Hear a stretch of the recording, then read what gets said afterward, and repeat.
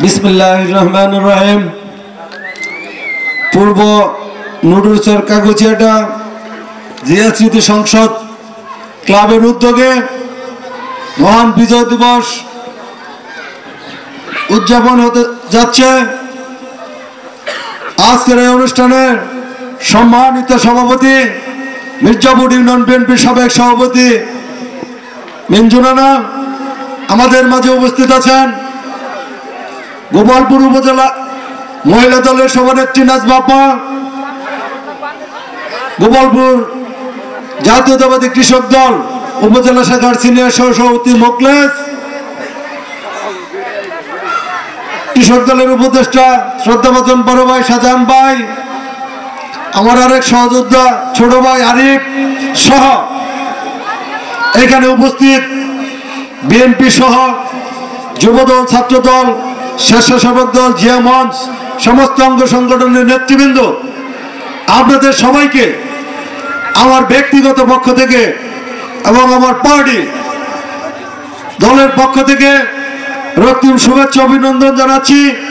সাথে আজকের এই প্রোগ্রাম যারা আয়োজন করেছেন সেই ক্লাবের সমস্ত সদস্যবৃন্দুকে আমি আমার পক্ষ থেকে এবং দলের পক্ষ থেকে রক্তিম শুভেচ্ছা ও সালাম জানাচ্ছি। আসসালামু আলাইকুম। সময় সংক্ষিপ্ত, দুইটা অনুষ্ঠানে গিয়েছিলাম, আরো দুইটি অনুষ্ঠান আছে, দৌলতপুর আর মান্দা যেতে হবে, তাই আমি দু একটি কথা বলেই বিদায় নিব। আমি আজকে 18 বছর পর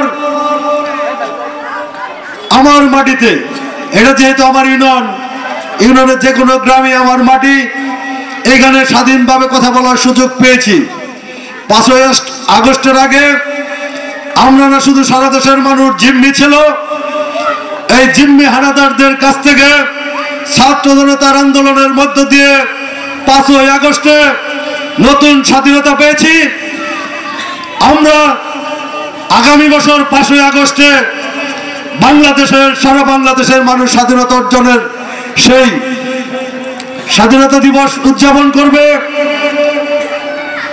আর যাদের কারণে অন্যায় অত্যাচারের কারণে সাধারণ মানুষ অতিষ্ঠ ছিল, 18টি বছর আমরা যে পুলিশের অত্যাচার নির্যাতনে নিষ্পেষিত হয়েছি, আমি আমার ইউনিয়নের কথা বলবো, যেখানে দাঁড়িয়ে কথা বলতেছি, আমার এই ইউনিয়নের যে কয়টি গ্রাম আছে, 29টি গ্রাম আছে, তার মধ্যে পার্টির আন্দোলন সংগ্রামে আমি সর্বোচ্চ লোকজন, সমস্ত বিপদাপদের প্রোগ্রামে আমি তাদেরকে পেশে পেয়েছি। তাই আমি কাগজিয়াটার আমার সহযোদ্ধাদের ধন্যবাদ জানাই। পাশাপাশি আমার সহযোদ্ধা মোকলেস, নাজমা আপা, মিঞ্জু ভাই, এখানে যারা উপস্থিত আছেন, দলের নেতা কর্মী সবাইকে তো দেখতে হবে।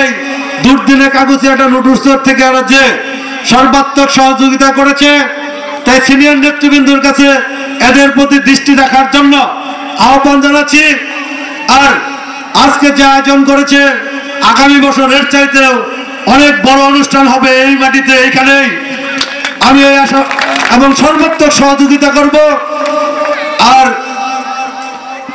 স্বৈরাচারের দোসররা দেশ থেকে পালিয়েছে, তারা কিন্তু ষড়যন্ত্রবাদ থেকে সরে দাঁড়ায়নি, ভিতরে ভিতরে ষড়যন্ত্র করতেছে। কেমনে আবার এই দেশের মাটিতে ষড়যন্ত্র করে ঢোকা যায়, দেশে অস্থিতিশীল পরিবেশ সৃষ্টি করা যায়।